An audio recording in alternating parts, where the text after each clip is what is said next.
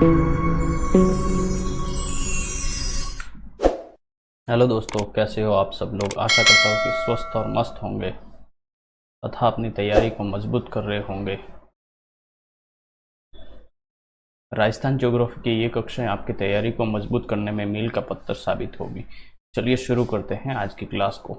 वैसे मैं आपको बता दूं, हम लोगों ने जो शुरू किया है वो शुरू किया था पार्ट राजस्थान की मृदा। इससे पहले हम लोगों ने पार्ट 1 कवर कर लिया है। अगर आपने नहीं देखा है तो प्लेलिस्ट जो राजस्थान ज्योग्राफी के नाम से प्लेलिस्ट बनी हुई है उसमें जाके चेकआउट कर सकते हैं।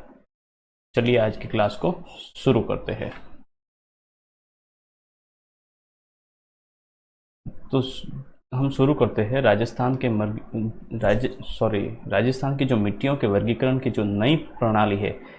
पिछली क्लास में हमने क्या पढ़ा था? पिछली क्लास में हमने पढ़ा था उसकी जो प्राचीन प्रणाली है उसके बारे में हमने देखा था। तो आज हम जो नई प्रणाली है उसको हम देखेंगे। चलिए, सन 1956 में मृदाओं के व्यापक अध्ययन हेतु भारत के मृदा सर्वेक्षण विभाग की स्थापना की गई। तो मृदा सर्वेक्षण विभाग की स्थापना कब की गई? तो आंसर हो जाएगा, कब की गई है? 1956 में। आगे बढ़ते हैं। भारत कृषि अनुसंधान परिषद, जिसे ICAR Indian council for agriculture research के तहत तत्वावधान में राष्ट्रीय मृदा सर्वेक्षण ब्यूरो तथा भूमि उपयोग आयोजन एवं भारत में बहुत सारे अध्ययन किए गए। ये नॉर्मल सी बातें हैं। आगे बढ़ते हैं। तो मृदा के अध्ययन तथा अंतर्राष्ट्रीय स्तर पर इसे तुलनात्मक बनाने के प्रयासों के अंतर्गत ICAR ने मृदाओं की प्रकृति और उनके ये जो ICAR है ये मृदाओं के वर्गीकरण के लिए जाना जाता है। यह वर्गीकरण संयुक्त राज्य अमेरिका के कृषि विभाग पर आधारित है। संयुक्त राज्य अमेरिका का जो वर्गीकरण है उसके आधार पर वर्गीकृत है। ये कुछ नहीं है, आप देख लीजिएगा। इसे कितने भागों में? 10 भागों में विभाजित किया गया है। राजस्थान में 5 प्रकार की मृदा पाई जाती है, जिनके नाम अगर हम देखेंगे, एक का नाम आता है एरिडीसॉल, अल्फीसॉल, एंटीसॉल, इंसेप्टिसॉल और वर्टिसॉल। अगर मैं आपको मैप के ऊपर समझाने का प्रयास करूं, इसके ऊपर मैप के ऊपर, तो देखो, एक मैं कच्चा सा नॉर्मली मैप ड्रॉ कर लेता हूं। ये है हमारा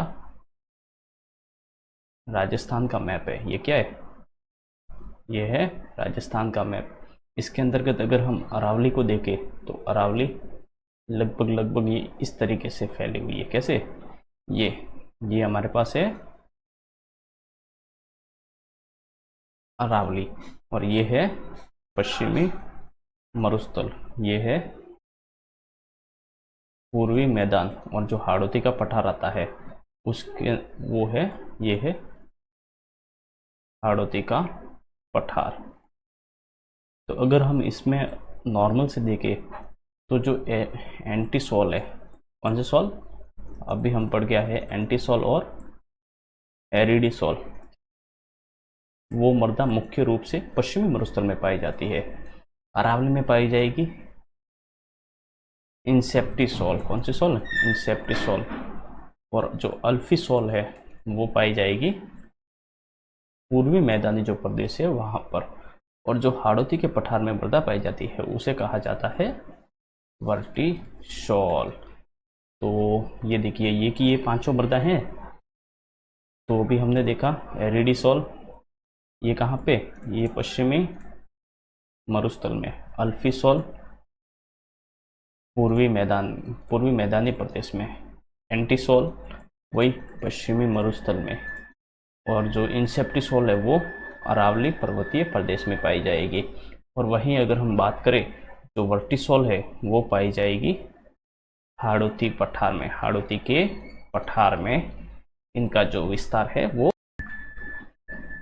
अब हम एक एक करके जो नई प्रणाली के आधार पर हमने मिट्टियों का राजस्थान में 5 मृदाएं जो हमने फाइंड की है उनका हम आगे पढ़ते हैं डिटेल में। सबसे पहला एरिडीसॉल। एरिडीसॉल के बारे में मैंने बताया था आपको। क्या बताया था एरिडीसॉल के बारे में? एरिडीसॉल के बारे में बताया था कि यह पश्चिमी मरुस्थल में पाई जाती है। कैसी? कहाँ पे? पश्चिमी मरुस्थल। खाली इतना ही इम्पोर्टेंट है।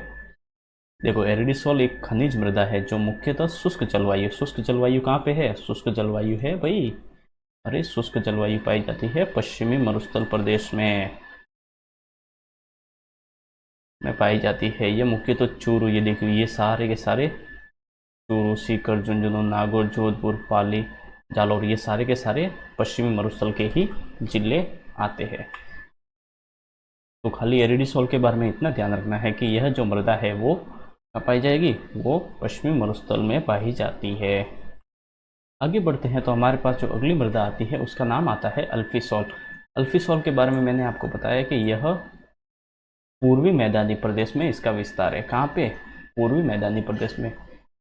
पूर्वी मैदानी प्रदेश बोलते हो जो जयपुर वाला वगैरह, जो अरावली के जो पूर्व का हिस्सा आता है, अरावली के मान लेते हैं ये हमारा राजस्थान है, ये अरावली है, और इस तरफ है ये पूर्वी मैदानी प्रदेश है ना, यहाँ पे इसका विस्तार है। इस प्रकार की मृदा में मटियानी मिट्टी की प्रतिशत मात्रा अधिक होती है। यह एक क्या है, जलोढ़ मृदा है, क्योंकि यहाँ ये मैदान है जो नदियों की जो जलोढ़ होता है, जो मृदा जो नदियों द्वारा बहाई गई मिट्टी होती है उससे निर्मित है। ये कौन कौन से जिलों में फैला हुआ है, तो ये देखिए सारे के सारे पूर्वी जिले, जयपुर, दौसा, अलवर, भरतपुर, सवाई माधोपुर, करौली, टोंक, भीलवाड़ा, चित्तौड़, बांसवाड़ा, राजसमंद, डूंगरपुर, बूंदी नहीं है बूंदी, कोटा, झालावाड़ आदि जिलों में इस प्रकार की मिट्टी पाई जाती है। मतलब राउंड फिगर अगर हम बात करें तो राजस्थान के जो पूर्वी जिले हैं, कौन से जिले, पूर्वी जिलों में इस मृदा की प्रधानता है। आगे बढ़ते हैं तो अगली जो मिट्टी आती है उसका नाम आता है एंटीसॉल। एंटीसॉल कहाँ पाएगी, ये भी मुख्य रूप से पश्चिमी राजस्थान या जो मरुस्थल वाला पार्ट आता है राजस्थान का, वहाँ पे इसका भी विस्तार है। रंग कोई नहीं पूछता कैसा है करके। एंटीसॉल एक ऐसा मृदा वर्ग है जिसके अंतर्गत भिन्न प्रकार के जलवायु में स्थित मृदाओं का समावेश होता है। भिन्न भिन्न जलवायु दशाओं के कारण इन मृदाओं का निर्माण हुआ है। इस प्रकार की मृदा पश्चिमी राजस्थान, ये देखो नाम आ गया ना, पश्चिमी राजस्थान मतलब जो मरुस्थल का पार्ट है राजस्थान का, जो पश्चिमी मरुस्थल है वहाँ पे इसकी प्रधानता है। इस प्रकार की मृदा पश्चिमी राजस्थान के लगभग सभी जिलों में पाई जाती है। आगे चलते हैं तो हमारे पास जो अगला नाम आता है इंसेप्टिसॉल। क्या नाम है, इंसेप्टिसॉल। तो ये जो इंसेप्टिसॉल मृदा है ये राजस्थान में जो अरावली प्रदेश आता है, अरावली राजस्थान के लगभग 13 जिलों में फैली हुई है, तो लगभग ये भी उन्हीं जिलों के आसपास फैली हुई है। तो शुरू करते हैं। इस प्रकार की मृदा अर्ध शुष्क से उप आर्द्र, क्या लिखा है, ये मिस प्रिंट है भाई, ये है उप आर्द्र, अर्ध शुष्क से जो उप आर्द्र क्षेत्र है जलवायु क्षेत्रों में पाई जाती है। अरावली के ढालों में, ये देखो नाम आ गया ना भाई, अरावली के ढालों में इस प्रकार की मृदा का विस्तार है। अगर हम जिले देखें, सिरोही, पाली, राजसमंद, उदयपुर, भीलवाड़ा और चित्तौड़गढ़, ये सारे के सारे कौन से जिले आते हैं, ये सारे के सारे जो जिले हैं वो लगभग मैं अगर शॉर्ट में बताऊँ तो कौन से जिले आते हैं। जो अरावली का हमने एक पार्ट पढ़ा था, दक्षिणी अरावली के जो जिले पड़े थे उसी के अंतर्गत ये जो इंसेप्टिसॉल है वो वाली मृदा पाई जाती है। आगे अगर हम देखें तो वर्टिसॉल, कौन सा सॉल, वर्टिसॉल कहाँ पाई जाती है, तो इसका जो मेन पार्ट है वो आता है हाड़ौती का पठार। जो हाड़ौती का पठार है उसमें इस प्रकार की मृदा पाई जाती है। हाड़ौती के पठार के अंतर्गत अगर हम देखें तो 4 जिले आते हैं, झालावाड़ हो गया, बारां, कोटा और बूंदी, ये 4 जिले इसमें है जो हाड़ौती के पठार में शामिल होते हैं। तो ये मृदा है जो वर्टिसॉल मृदा है वो भी यहीं पे पाई जाती है। इस मिट्टी में अत्यधिक क्ले उपस्थित होने के कारण इसका रंग कैसा होता है, काला होता है। रंग कैसा है, रंग काला है। क्यों, क्योंकि ये कैसी है, ये एक ज्वालामुखी के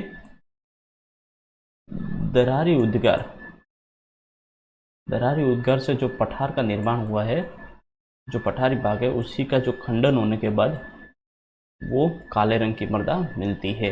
इसमें मटियारी मिट्टी की मात्रा भी उपस्थित होती है। ये कि अब हम राजस्थान की जो मिट्टी से संबंधित कुछ मुख्य बिंदु है, जो शब्दावली आती है, उसे हम देखते हैं। एक शब्दावली आती है पणो। पणो क्या होता है? पणो होता है तालाब का जल सूखने पर जमीन की उपजाऊ मिट्टी की परत को स्थानीय भाषा में पण कहते हैं। पण मतलब मान लेते हैं कि ये क्या है, ये एक तालाब है, ये है एक तालाब। ये तालाब जब सूख गया, ये क्या है, ये तालाब सूख गया, तो इसके ऊपर ये जो मिट्टी की परत बनी है, ये अगर कैसी हो, ये जो परत है वो परत अगर उपजाऊ हो तो उसे हम पण कहते हैं। क्या कहते हैं? पण। तो आशा करता हूँ समझ गए होंगे क्या लिखा हुआ है। देखो, तालाब का जल सूखने पर जमीन की जो उपजाऊ मिट्टी की जो परत है, उपजाऊ मिट्टी की परत, उसे स्थानीय भाषा में पण कहते हैं। अगली शब्दावली आती है धमासा, या जिसे टूफोसिया परपरिया कहते। क्या नाम मिलता है? टूफोसिया परपरिया। धमासा बोलते अपन एक राजस्थानी भाषा में बोलते हैं ना कि वहाँ तो क्या धामण आ गया, क्या आ गया, खेती में पूरा धामण आ गया। ये पश्चिमी मरुस्थल में, ये पश्चिमी मरुस्थल की क्या है, पश्चिमी मरुस्थल में जो उगने वाला एक क्या है, खरपतवार है। खरपतवार का मतलब होता है कि जो खेती होती है ना, जब खेती करते हैं तो उसके साथ साथ जो एक्स्ट्रा जो चीज़ें उग जाती है, जैसे कि कोई भी मतलब एक्स्ट्रा कुछ भी जो भी पौधे वगैरह है वो उग जाते हैं, तो वो खरपतवार कहलाता है, जिसे धमासा के नाम से जाना जाता है। आगे अगर हम देखें तो वालरा या वल्लर। ये वालरा है ना, ये क्या होता है पता है? देखो, ढलुआ क्षेत्रों में जहाँ हल नहीं चल सकते, जमीन को खोदकर खेती की जाती है, इस प्रणाली को स्थानीय भाषा में वालरा कहते हैं। क्या कहते हैं? वालरा या वल्लर।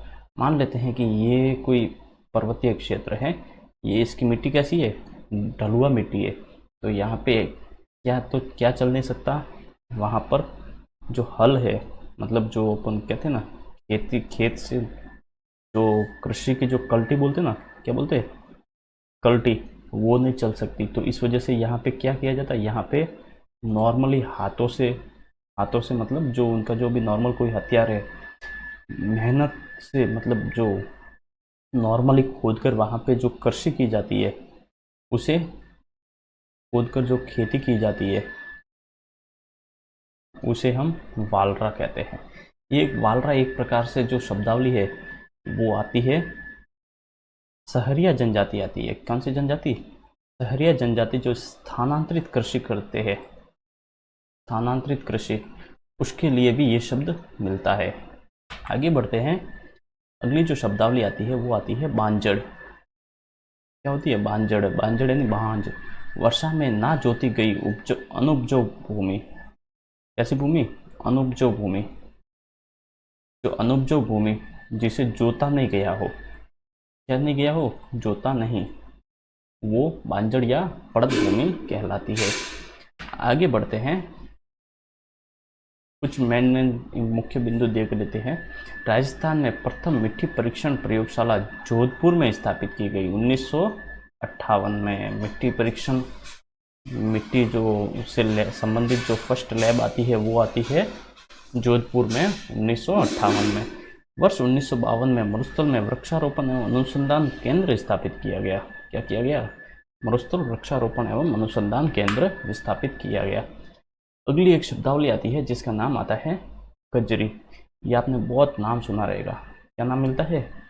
कजरी। कजरी की स्थापना लगभग 1959 में होती है, और वो भी कहाँ पे? जोधपुर में होती है। तो चलिए, कजरी से संबंध, इसका जो मुख्य है वो जो शुष्क एरिया है, कौन सा एरिया? शुष्क एरिया आता है ना, वहाँ की जो मिट्टी है उसका क्या है? परीक्षण करना इसका मुख्य उद्देश्य आता है। तो चलिए एक एक करके कजरी के बारे में समझते हैं। कजरी भारत सरकार के कृषि एवं कृषक कल्याण मंत्रालय ICAR के अधीन भारतीय कृषि अनुसंधान परिषद, एक स्वायत्त संगठन के अंतर्गत कार्यरत है। यह संस्थान प्रारंभ में किस नाम से? मनोवनीकरण केंद्र के रूप में 1952 में टिब्बा स्थिरीकरण और छायादार वृक्ष पट्टिका रोपण हेतु स्थापित किया गया। जिसे बाद में मनस्वीकरण और मृदा संरक्षण केंद्र के रूप में 1957 में इसका गठन किया गया।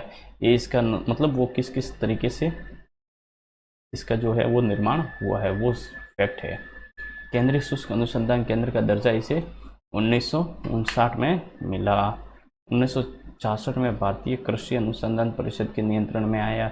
कजरी देश में एकमात्र ऐसा संस्थान है, ये देखिए, जो शुष्क क्षेत्र के पारिस्थितिक संदर्भों पर कार्यरत है। मतलब जो शुष्क एरिया में जो डेवलपमेंट के लिए, जो वहाँ की कंडीशंस को चेक करने के लिए जो बना है, जो संस्थान बना है, उसका नाम आता है कजरी। 1959, जोधपुर। खाली इतने 3 बातें याद रखनी है। संस्थान के अधिदेश में सत्य कृषि पद्धति पर आधारभूत और प्रायोगिक अनुसंधान करना, ये इसके सारे कार्य आप देख लेना। क्या क्या, मरुस्थलीकरण की प्रक्रिया से एकत्र करना, पशुपालन पर आधारित, ये सारे के सारे जो भी कार्य है वो पश्चिमी मरुस्थल में मुख्य रूप से होते हैं।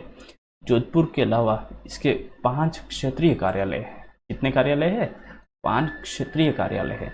अगर हम नाम देखें, नाम कहाँ आते हैं? एक आता है बीकानेर, पाली और जैसलमेर। ये तीनों तो राजस्थान में पड़ते हैं। और भुज और लेह, कितने? भुज और लेह। अगर हम इसके कार्यालय इस तरीके से देखें, इसके कार्यालय 3 राज्यों में फैले हुए हैं। कितने राज्यों में? मैं यहाँ पे ले लेता हूँ। इसके कार्यालय है वो 3 राज्यों में। एक हो गया राजस्थान, एक हो गया क्या बोलते हैं जीजे गुजरात, और एक हो गया लद्दाख। अगर हम देखें तो राजस्थान में 3 जिले आते हैं। एक का नाम आता है बीकानेर, पाली और जैसलमेर। बीकानेर, पाली और जैसलमेर में। और गुजरात का अगर हम देखें तो भुज जो जिला आता है, वहाँ पे इसका जो कजरी का है जो क्षेत्रीय कार्यालय, और लद्दाख का लेह। ये 5 जगह पे इसका क्षेत्रीय कार्यालय है जहाँ पर अनुसंधान कार्यक्रम चलाए जाते हैं। तो आज की क्लास यहीं पे समाप्त होती है। मिलते हैं अगली क्लास में। तब तक के लिए स्वस्थ रहिए, मस्त रहिए। धन्यवाद।